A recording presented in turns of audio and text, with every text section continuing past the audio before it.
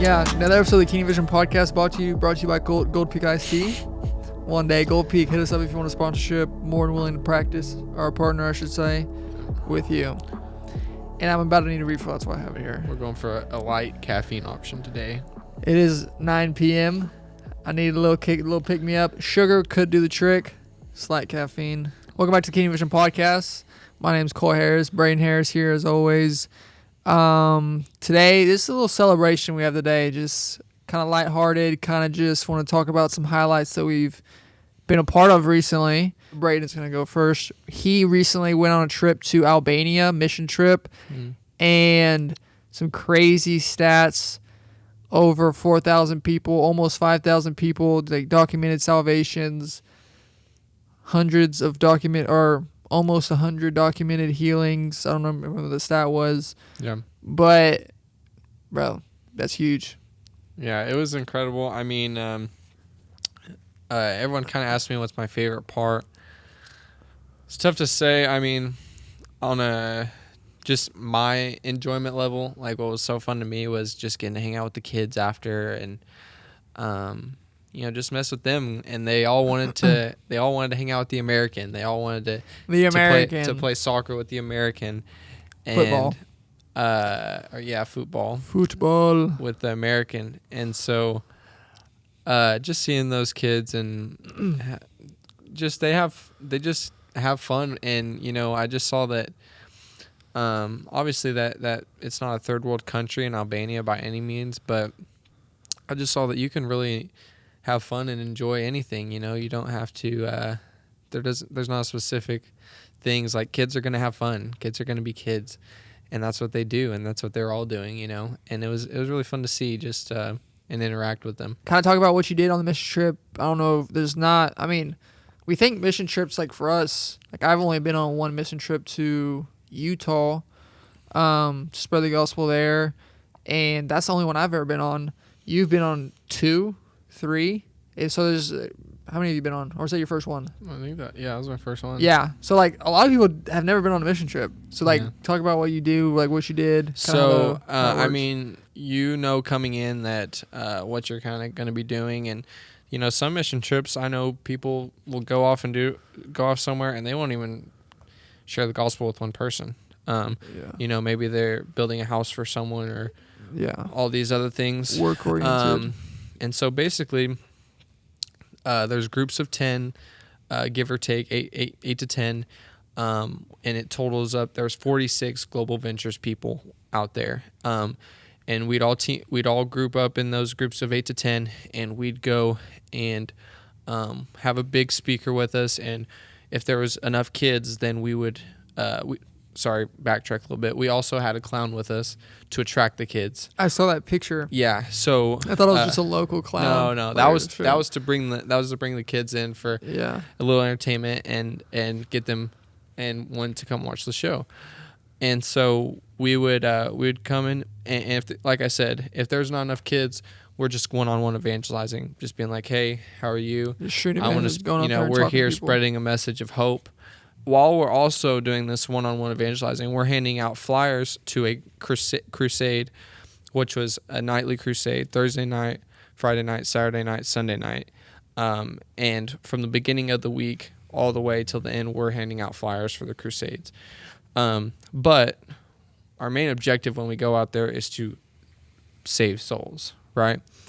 And so if we have enough kids, then what we would do is we would have the part one would be kind of a draw-in, an entertainment. Hey, everyone, blah, blah, blah. This is my friend Bubbles. Have you seen my friend Bubbles? And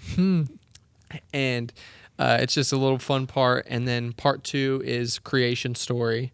And then you say, watch this drama. And so what this straight up had a skit going. Right. And so there's 4 of us that we break off into a skit with music. And what it is the gospel story, basically. Jesus comes and it shows him saving all these people who struggle with all these things, greed and smoking, drinking. Were you one time I was Jesus every time. So I'll get to that. Figures, right? Yeah, I'll get to that. So I was Jesus every time. No, you were the leper once. I get to that. My fault. So My fault. So what you're talking about, the leper, that's the crusade. Okay, that's only at night, and that'll only happen Thursday night, Friday night, Saturday night, Sunday night. So the main thing we really did was the one-on-one and the gathering groups just with our little group. Okay, but all the groups, all 5 groups that have 8 to 10 people each, are all handing out these flyers, getting them to come to the crusade and doing the same thing we're doing. So back to what I was saying on the skit. So the skit is you're showing, like I said, it's the gospel story, and then you come out after the skit and you say, basically you retell and elaborate on what the skit just was, and you say, hey, Jesus does all these things. He saves, he heals, he saves, he forgives sins. Exactly. Down the line. And then part 4 comes in, and you do a little deal, and there's kind of a visual to understand Jesus is the King of hearts, and we want him to be the King of your heart, blah, blah, blah. And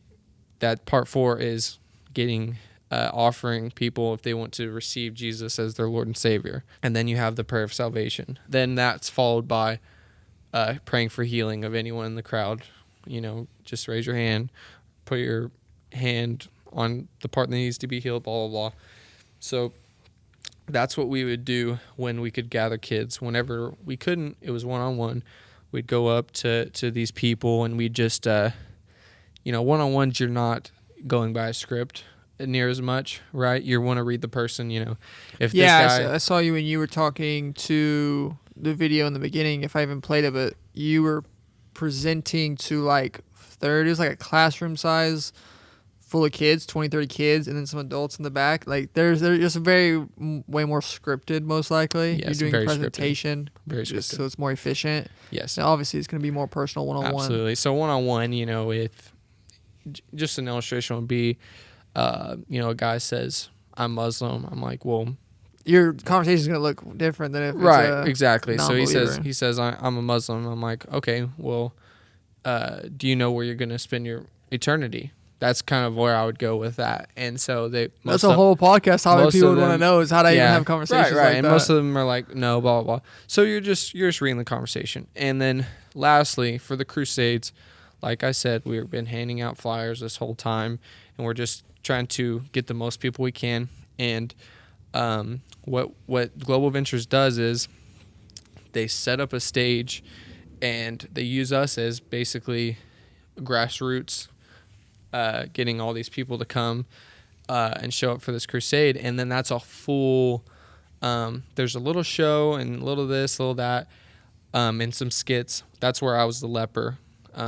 They do a lot more. They do a big gospel presentation. They really, obviously you're not doing all that whenever there's not as much entertainment, right? So whenever you're offering the full gospel, I'd say it takes like 20 minutes, I would say, where they're telling you the full story, and then they're showing you other stories through the skits. And it's beautiful. You get to see, there was probably I'd say there's 500 the first 2 nights, 500-600 who the attended first 2 the nights. crusade. Yeah, and then the last 2 nights, I think it was maybe 700-800. I don't know. And were y'all moving spots or the same spot every time? No, we moved spots the third. So the first 2 nights were the same spot. Third and fourth night. Same city? Yes. Same city. So you're hitting so suburbs. So first in a city.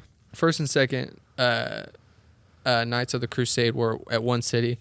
The third and fourth nights were at a different city. Okay. And it was a crusade there as well. Yeah.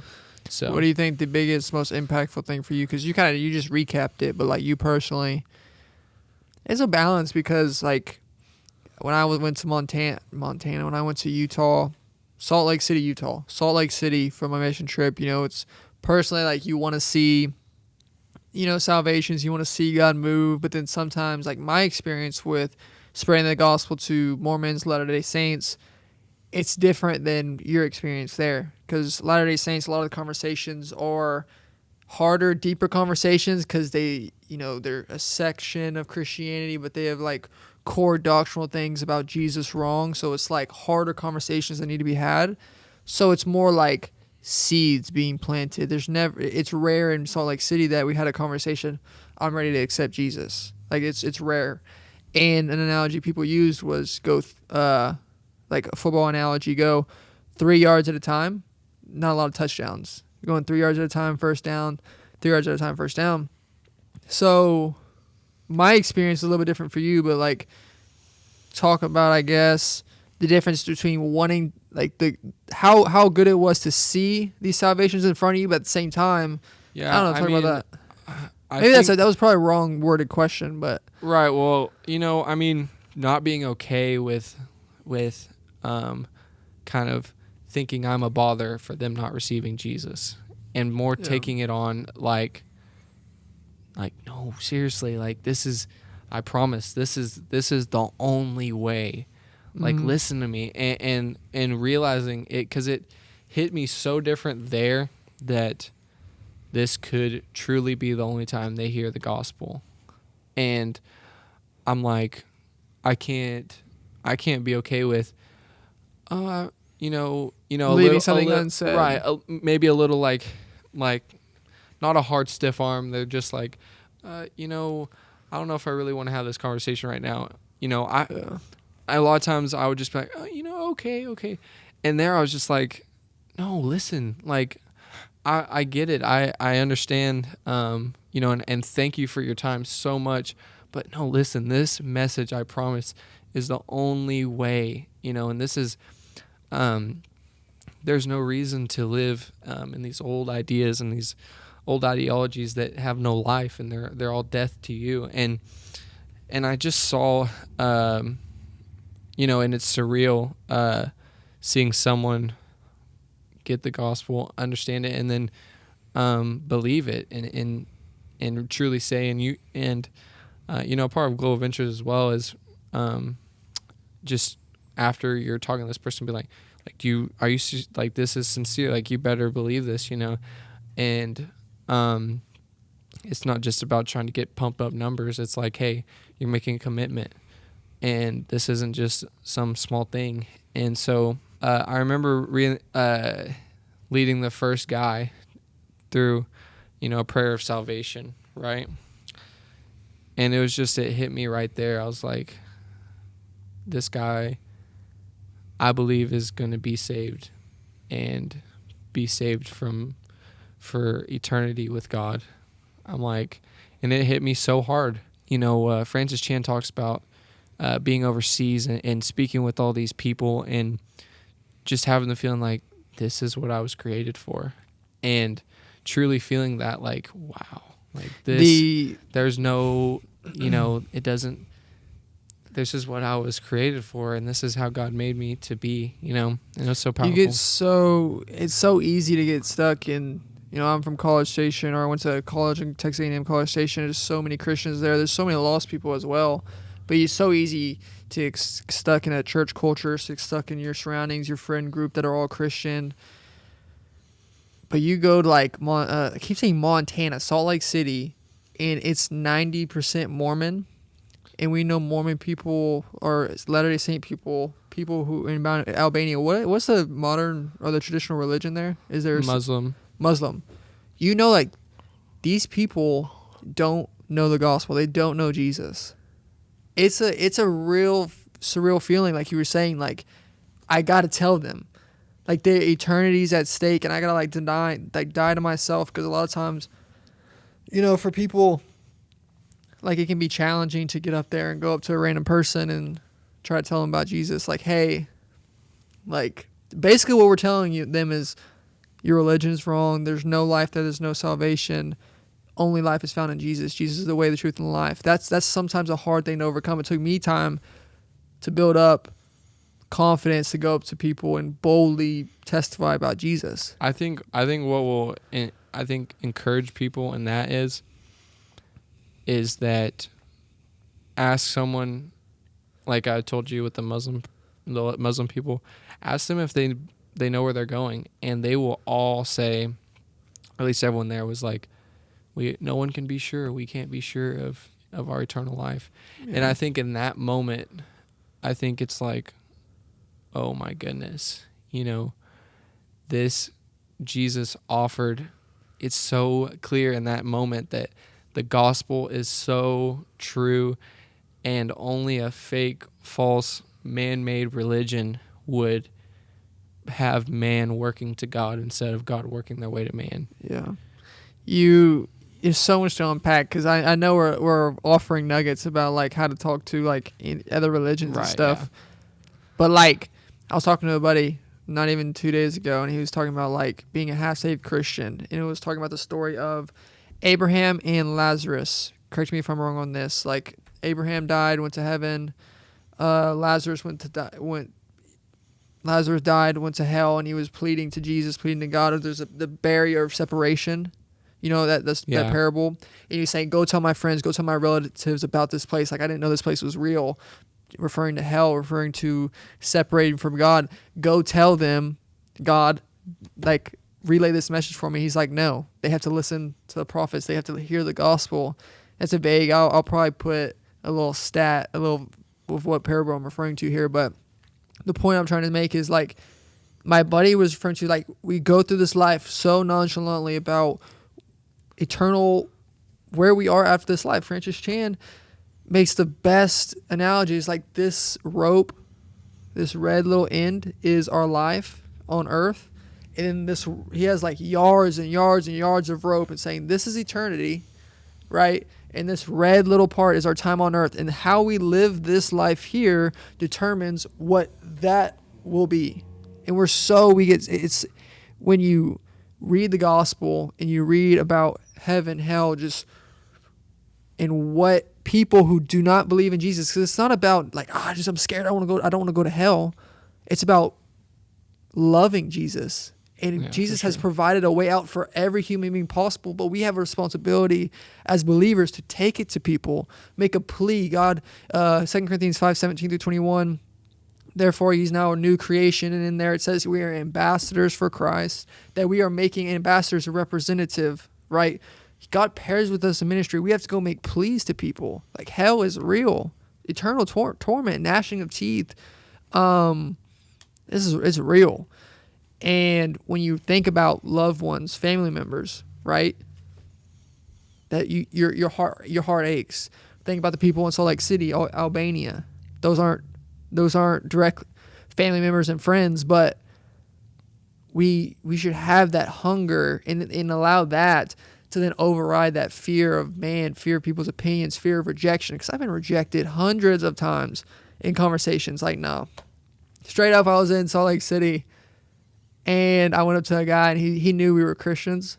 Like, it's 90% LDS. And he's like, "You're a Christian?" And he's like, "You what are you spreading the gospel? What are you doing?" And he was like real like obtrusive and kind of rude. And I immediately was like trying to be graceful, but like it's real. Like people will kind of reject you. It'll kind of catch you off guard the first time. It caught me off guard the first time. So I think we just as believers, like we just gotta be evangelizing, and we gotta be, after we evangelize, if they're friends, if they go check up on them again. Hey, I'm praying for you. Like we just gotta have that desire to see other people know Jesus. Absolutely. I actually had a buddy recently talking about celebrations. Had a friend recently accept Jesus.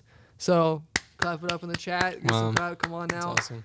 There's more rejoicing in heaven over one sinner who repents than 99 righteous people. And I was reading the parable of the prodigal son. Prodigal son took his inheritance from his father, squandered it, was living in a foreign land, hanging out with the pigs, basically wanted to eat the pigs' food, realized that his father's servants were then living better than he was, so he goes back to his father. He's like, I'll go back as a servant. And his father came out, and what did his father do? He came back wanting to be a servant, but he was a son, and his father came in rejoicing. Got the fattest calf, had a feast, had a party, rejoiced, came running. And I heard someone say one time that kings and people of high esteem didn't really run in those days. They had their long robes. Yeah. The fact that this father was running after and meet, almost like you see in a movie where they were running towards each other and meeting them in the middle, Like that's the reality of being saved. Like you squandered.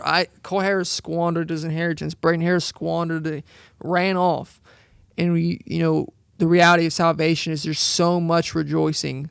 Like the angels are crying out and celebrating right now. It's an this moment, your eternity was changed. That's what salvation is. You can't take this experience out of the gospel, and Jesus is so real. And I think seeing just the amazing things that I saw, you're on the winning team and you just know it, and it tears your heart to see people not knowing such an easy thing. It's a gift. It's so easy. Salvation is a gift. Redemption, it's a gift. Being a son is a gift. Believing, and all you have to do is let go of you and believe, and that you receive the greatest gift of human history. And it's really so easy that people are going to stumble on it so hard because it's so. That's what Billy Graham, one of his biggest quotes, he says that, man, I'm going to mess it up, but basically, man, it's that this call to Jesus is so simple that it's going to be a stumbling block for man. It's offensive to think that the God of the universe would come and lay his life down for me. You wouldn't think that's offensive, but you're like, that. There's no way that could be true. There's no way. If the God of the universe created me, I gotta work my way. But the reason is because you want to. This is just so basic gospel. For God to be most glorified, he had to do it. Mm-hmm. Because if we strive our way to make ourselves right with God, who gets the glory? Man gets the glory. So it's offensive to us that we don't get the glory, that God is the one who gets the glory, because he's the one who came down on the cross for our sins and saved us. So it's offensive to us, but it's just so simple. Because nothing we do, all we got to do is stop striving and trust. So true. And I just want to make a call to the viewers. We've said this so many times, but I promise to never turn you away. I can't promise to be personally disciple you, but I will promise to connect you with someone that would. And I just sincerely don't think that I'm too busy or he's too busy or even just letting pride get in the way. Don't let pride get in the way of the greatest gift and talking to someone that knows about it. So truly, anytime, my promise is to help. And so it's truly worth it. And obviously. True. We've had probably 3. It's crazy. You get up here on podcasts. You put all this work in production, all these cameras, like this brand new setup. We spent like 30 minutes setting it up, but we've had probably 3 meaningful conversations since we started probably a month ago. Back up, consistently posting. Legit, the only reason you forget this a metric you measure business by normal podcast, secular podcast, Joe Rogan's podcast is how many viewers can we get. For us, it's legit. Every time we have keep posting, like, wow, those videos, man, or someone hits you up, like, I watched your videos, and then, I want to go make 7 more videos. Like, we gotta tell people about Jesus, and we gotta use this internet to just send this gospel to them. And you think about, setting everything up, taking 30 minutes, like, what a small cost. What a small cost we get to affect the lives of someone for the rest of eternity, and I think I kind of wrap it up with this. Is that kind of where we're headed with this? We're wrapping up. Sure. I don't know everything, but I know his heartbeat, and I know how much he loves people, and to get to receive a new one, because I know how much time he loves spending with me, and how much he enjoys my company. How much does he enjoys the next person just the same amount, as much as I want to be special, which I am, because Jesus died for me. The next guy over is just as special to him, and so don't ever overlook it. And The opportunity is today, and it's yours, and we are open. And I don't care what you've done. I don't care if you've done something around me. I do not care. I always say I don't care about what you've done, but I care about what you do. And so today's the day. Seize the opportunity. Seize the opportunity. Today's the day. That's what you said 2 podcasts ago. You're like, now's the time. It's true. Come on now. It's true. Mamba mentality. Let's go. But yeah, I think that's what we'll wrap up with. Thank you for watching another episode of the Kingdom Vision Podcast. Feel free to reach out, text us, DM us. We actually, if you're on TikTok and you're watching a clip, I'll be straight up. We do not check TikTok DMs, so you find another way to contact us outside of TikTok. But feel free to reach out. We'd love to talk to y'all, comment video ideas. But we will see y'all in the next video. God bless you.